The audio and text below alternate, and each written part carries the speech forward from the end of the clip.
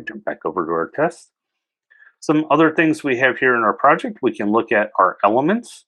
So if we run a test, it's going to keep track of all the different fields that we have inputs for. So we have our address here. So if I click address and edit, so I have a field called address. The description is address input.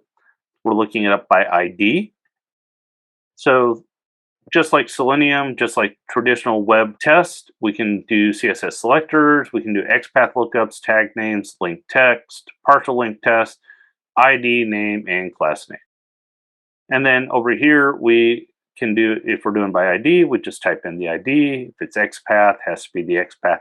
So all this is pretty much what we've seen before using traditional record playback tools, or if you're using Selenium or any type of web testing, this is pretty much identical. The trick here, though, is what this element section allows you to do.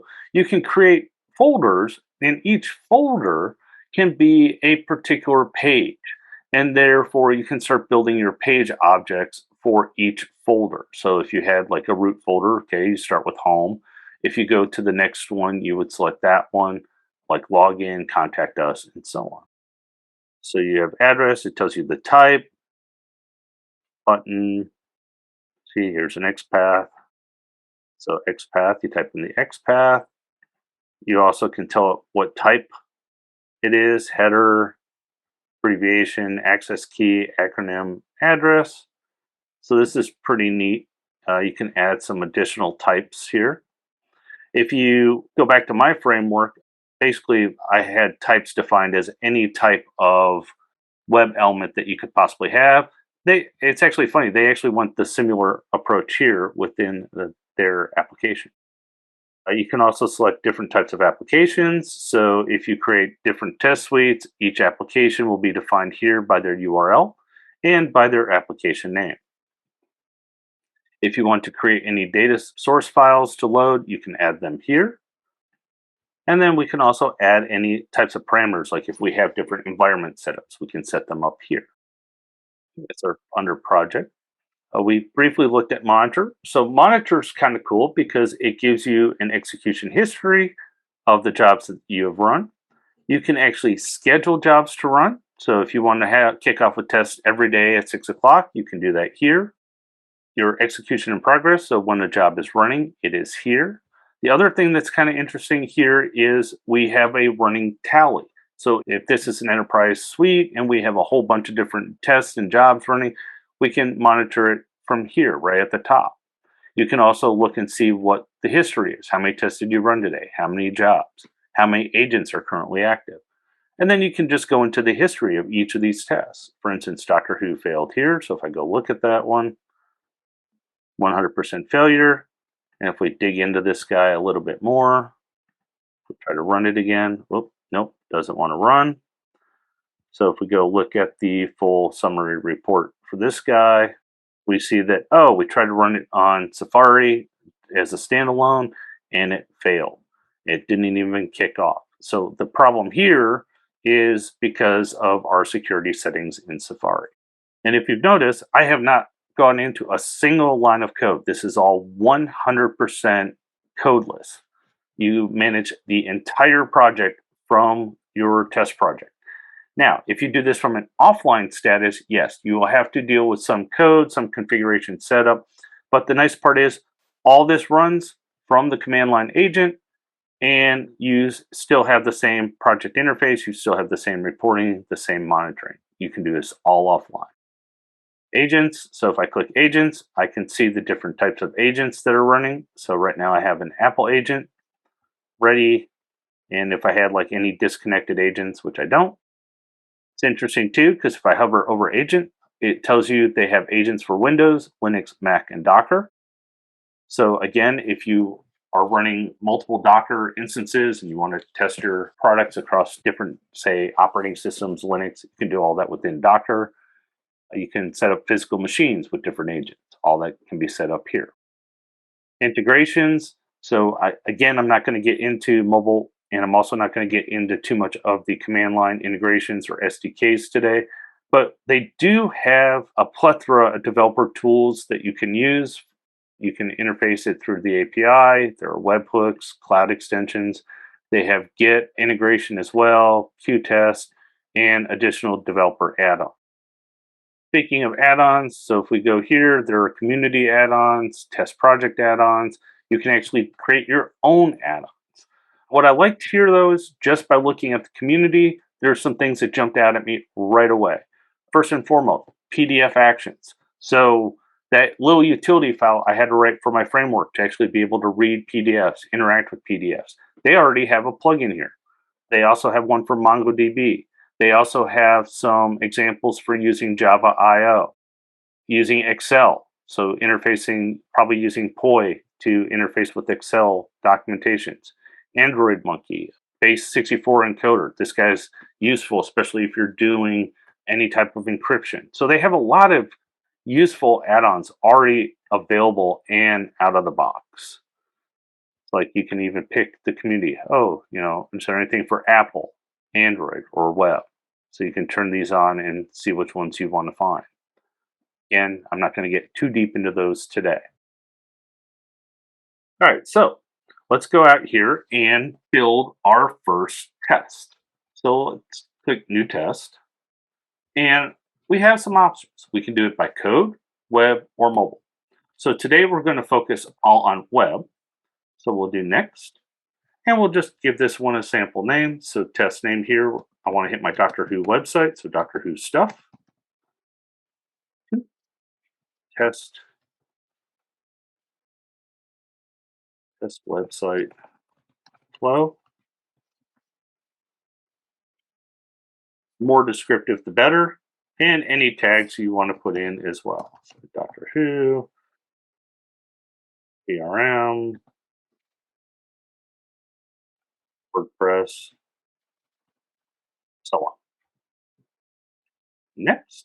All right, select the web application. So we're going to do Doctor Who stuff. Now, if you do not have your application here already, you can add another one. So let me back up for just a second here. Close this. Go back over here to applications. And let me delete the one I have. So we'll do this cleanly. All right, so new test again. Web. Next. Doctor Who.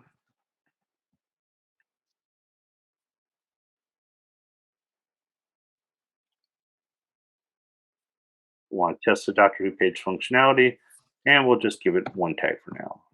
WordPress. The WordPress. All right, hit next. All right, so now we want to select our web applications. Well, we currently don't have it, so we need to add a new one. So you add new, you give it a name, and then you give it your URL. And then you click Done. Then you select the application you want, hit Next. Now, this is interesting. So we can record or we can edit an existing test. So for now, we're going to do a record. And here's what's really cool. So with version 2.0, we can also now save or record directly to file. So we can record this and save it directly to our file system. If we do that, we then can upload it into our interface when we're done. But for now, we'll keep it simple. We'll do cloud. If you forget, you can click the little information icon here, and it gives you a quick overview of the difference between the two.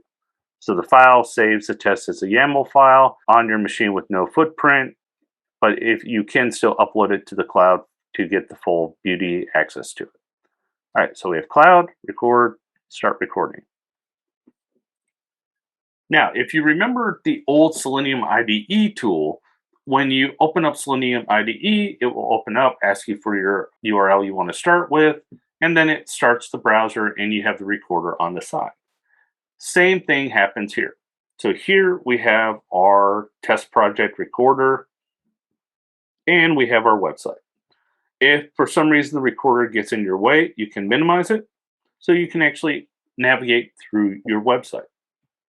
So if I click latest news, there we go. And I re-click the TestProject to bring up the step. So it actually recorded my step. So we're going to give it the name, click, which is the action.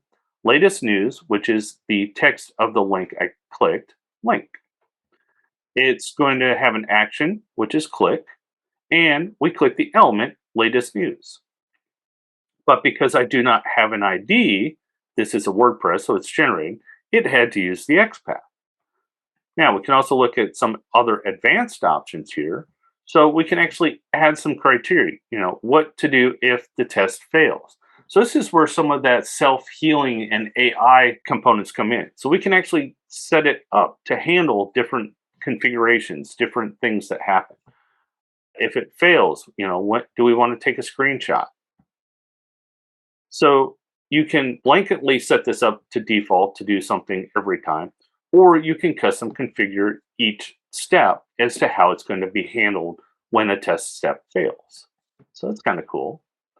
Some other things that are here within the recorder, you can go to parameters. So here you can pre-record a couple different parameters if you have test data you want to populate. You can look up a locator. So you can go CSS locator, you can do XPath, tag name, link text, partial link. Same with Selenium. So this is pretty much all the Selenium logic pre-built. So like if I do, say link name, and we'll say the value, what was the name of the one I clicked? Latest. So we'll do latest and evaluate. And it looks within the page to see if it can find what you're looking for. And if you can't find it, you can click highlight, it will find it for you. As you move through your application, you see this little box pops up. This is kind of cool. So I can click the three dots when I'm on an element. I can check out the actions. So TestProject works with Angular, so it handles the drag and drop. It will also clear contents for you. It can clear contents if visible. We can call the clear element key. We can click it. We can click until gone. So all the different Selenium actions are available for this element.